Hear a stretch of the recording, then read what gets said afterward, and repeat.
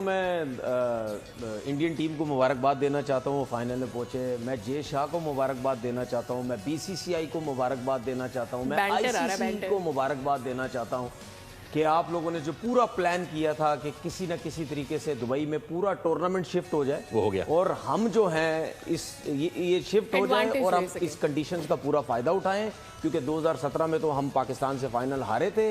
ये पूरा मौका है कि किसी तरीके से हम यहाँ पे फाइनल जीतें।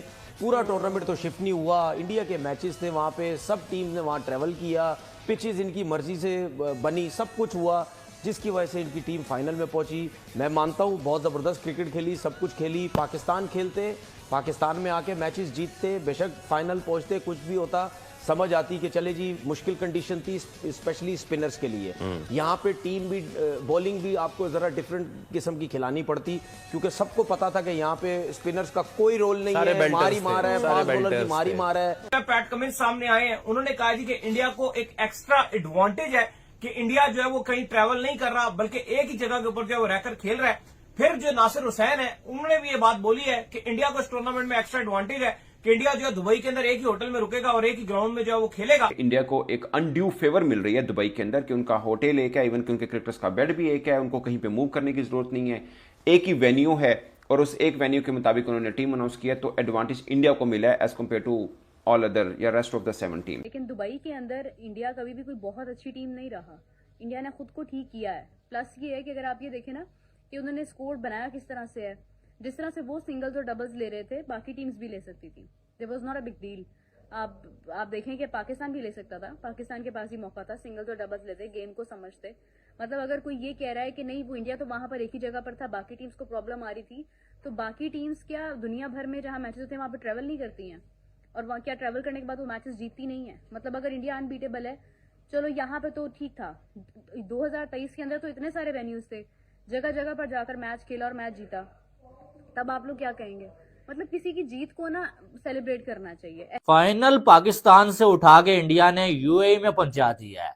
अब जो आप फाइनल चैंपियंस ट्रॉफी का पाकिस्तान में नहीं खेला जाएगा, और ये आपको बड़ा अजीब लगेगा अगर आप पाकिस्तान से हैं या दुनिया के किसी भी कोने से, कि जो होस्ट कंट्री है पहले तो उसकी टीम सबसे पहले बाहर हो गई, उसके बाद सेमीफाइनल भी बाहर हुआ, और अब जो है वो चैंपियंस ट्रॉफी का फाइनल जो है बाहर होने जा रहा है। अब इस पे पाकिस्तानी मीडिया नाराज भी है, गुस्सा भी है, और उसकी वजह भी जो है वो यही है कि फाइनल मैच जिसकी उम्मीदें पाकिस्तानियों ने ये लगाई हुई थी कि भाई फाइनल जो है ना वो कम से कम पाकिस्तान में खेला जाएगा, और रोजे की हालत में आज पाकिस्तानी फैंस ऑस्ट्रेलिया को सपोर्ट कर रहे थे। पाकिस्तान के अंदर स्पिनर्स का कोई अमल दखल नहीं था, उनको कोई सपोर्ट नहीं मिल रही थी, उनकी जहां मार लग रही थी सीधे सीधे छक्के लग रहे थे उनको, ना बॉल ब्रेक हो रहा था ना कुछ हो रहा था।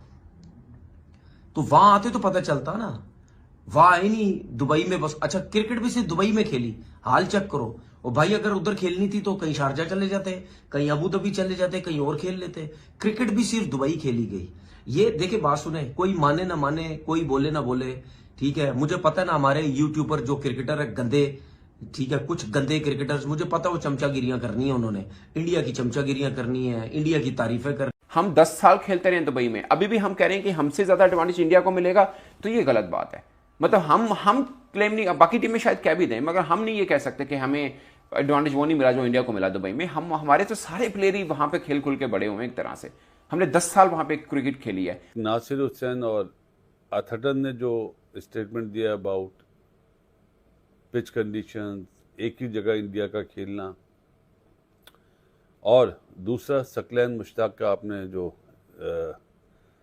कहा है, बताया है मुझे कि उन्होंने टीवी के किसी प्रोग्राम में कहा है कि इंडिया 10 मैच खेल ले, टेस्ट मैच भी, वनडे भी और T20 भी, फिर पता चलेगा कौन बड़ी टीम है। ये जो अब खबरें चलना शुरू हो गई हैं जी, extra advantage extra advantage extra advantage, तो मुझे बताएं क्या इंडिया को एक्चुअल में वाकई में कोई एक्स्ट्रा एडवांटेज है?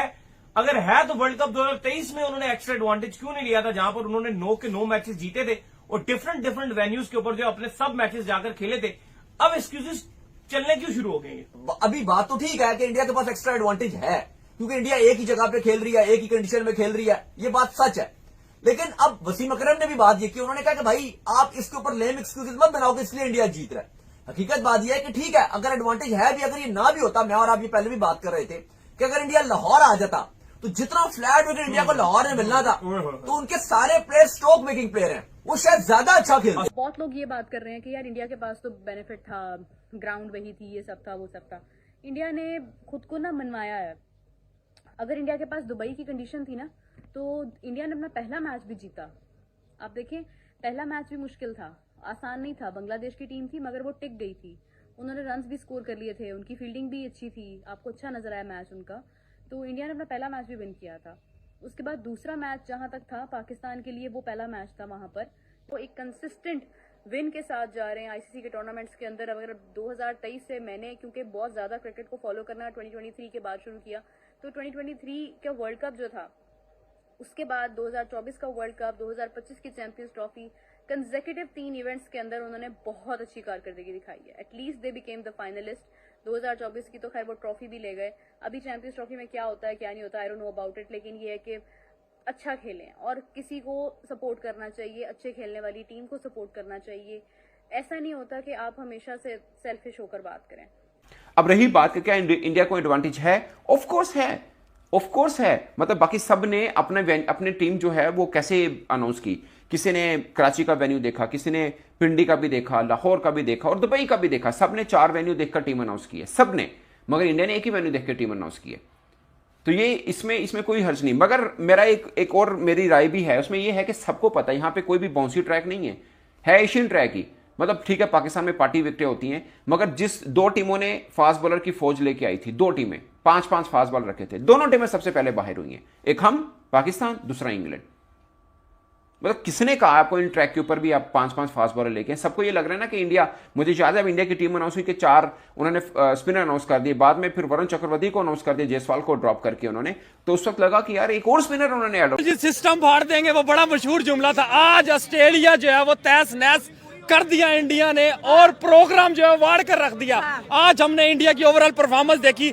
ऑस्ट्रेलिया का ट्रेविस हेड जिस पर बड़े दावे किए जा रहे थे, पता नहीं क्या करेगा, ये करेगा, और इंडिया ने वही किया जिसका डर था। आज हमने ओवरऑल इंडिया की परफॉर्मेंस देखी और इंडिया फाइनल के लिए क्वालिफाई कर गया।